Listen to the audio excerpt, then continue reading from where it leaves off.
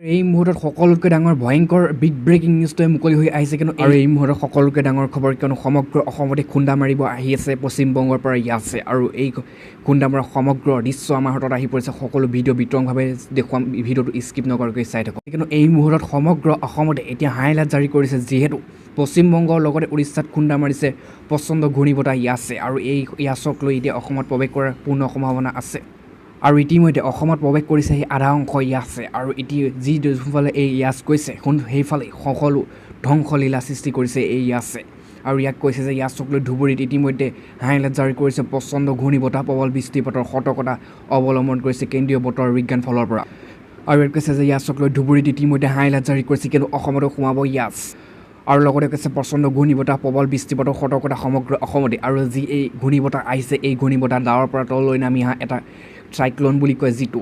ঘূৰ্ণীবতাহ আহিছে আৰু এই ঘূৰ্ণীবতাহ ইংৰাজীত টৰ্নেডো বুলি কোৱা হয় এই টৰ্নেডোই সমগ্ৰ যোনফালেদি ঘৰ দুৱাৰ ভাঙি চুৰমাৰ কৰি থৈ যায়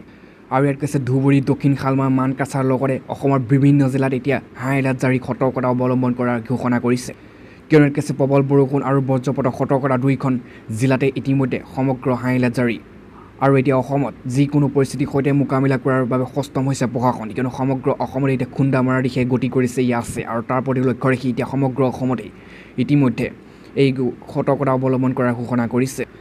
আৰু ইয়াত কৈছে ইয়াছৰ বিস্তৰ নহ'লেও কম বেছি পৰিমাণে ক্ষতি হ'ব সমগ্ৰ অসম আৰু সেয়ে ইয়াত কৈছে আজি আৰু কাইলৈ জিলা দুখনত প্ৰবল বৃষ্টিপাতৰ সম্ভাৱনা আছে আৰু এই ইয়াছৰ বিভিন্ন ভিডিঅ'সমূহ যি ৰূপ ধাৰণ কৰিছে এই ভিডিঅ'সমূহ আমাৰ হাতত সম্পূৰ্ণ তথ্য আহি পৰিছে আপোনালোকক দেখুৱাম ভিডিঅ'টো চাই থাকিব কিয়নো ইতিমধ্যে ধুবুৰীত দেখা গৈছে ইয়াছৰ প্ৰভাৱ বৃষ্টিপাত জিলাখনৰ সমগ্ৰ জিলাখনৰ লগতে অসমতো প্ৰৱেশ কৰিছে এই ইয়াছৰ ঘূৰ্ণীবতাহে আৰু যিহেতু ইয়াছে অসমত প্ৰৱেশ কৰিছে তাক লৈ ইয়াছক লৈ এতিয়া সমগ্ৰ ধুবুৰীৰ লগতে অসমৰ বিভিন্ন জিলাত হাই এলাৰ্ট জাৰি কৰিছে আৰু প্ৰচণ্ড ঘূৰ্ণীবতাহ প্ৰবল বৃষ্টিপাত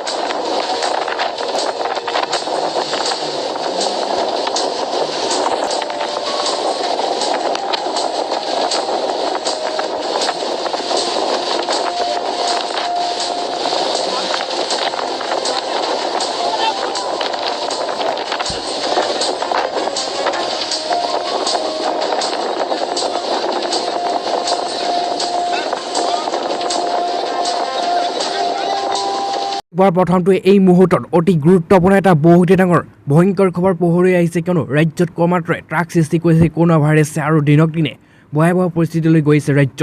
আৰু ইয়াত কৈছে ৰাজ্যত আজিৰ দিনটোত লক্ষাধিক কোভিড টেষ্ট কৰা হৈছিল আৰু সকলো ৰেকৰ্ড ভংগ কৰিছে আজি কিয়নো 6143গৰাকী কোভিড পজিটিভ ধৰা পৰিছে আজিৰ দিনটোত আৰু অসমত কমা নাই কোভিডৰ আক্ৰান্তৰ হাৰৰ পৰিসংখ্যা কিছুদিন হীন দেখা গৈছিল হ'লেও কিন্তু কাল কৰোণাই অব্যাহত ৰাখিছে সংহাৰ দিনত মুঠ 1,02,000গৰাকীৰ কোভিড পৰীক্ষা কৰাৰ পিছত আজি 6,143গৰাকী ধৰা পৰিছে কোভিডৰ অৱস্থিতি আৰু আনহাতে আক্ৰান্তৰ হাৰ 6.2%লৈ ইতিমধ্যে বৃদ্ধি হোৱা সংঘটিত হৈছে আৰু মৃত্যুৰ সংখ্যা স্বাভাৱিকতে উদ্বেগজনক হৈ পৰিছে কিয়নো আজি সকলো ৰেকৰ্ড আকৌ পুনৰ ভংগ কৰি কিয়নো আজি 89গৰাকী লোকৰ মৃত্যু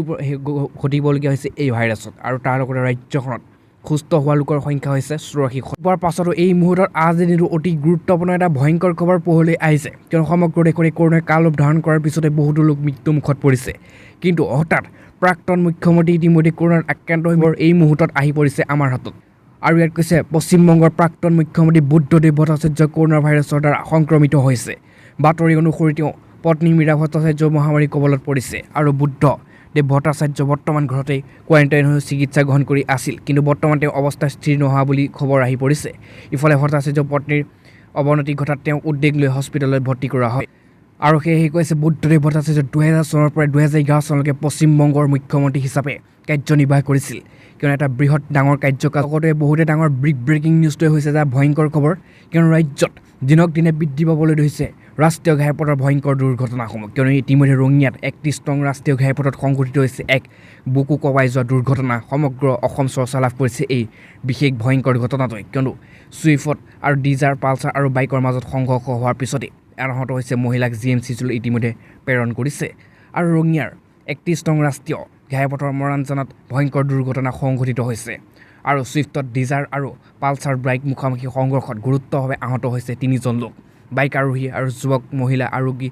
লগতে ছুইফটৰ ডিজাৰ চালকজন গুৰুত্বভাৱে আহত হোৱাৰ পাছতে এই মুহূৰ্তত আজিৰ দিনটো অতি গুৰুত্বপূৰ্ণ এটা বহুতে ডাঙৰ খবৰ মুকলি হৈ আহিছে কিয়নো ডক্টৰ হিমন্ত বিশ্ব শৰ্মা মুখ্যমন্ত্ৰী হোৱাৰ পিছতে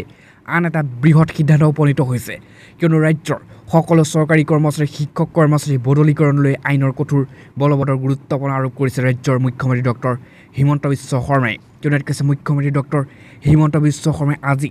জনতা ভৱনৰ শিক্ষা বিভাগৰ সৈতে অনুষ্ঠিত কৰা পৰ্যালোচনা বৈঠকত আলোচনা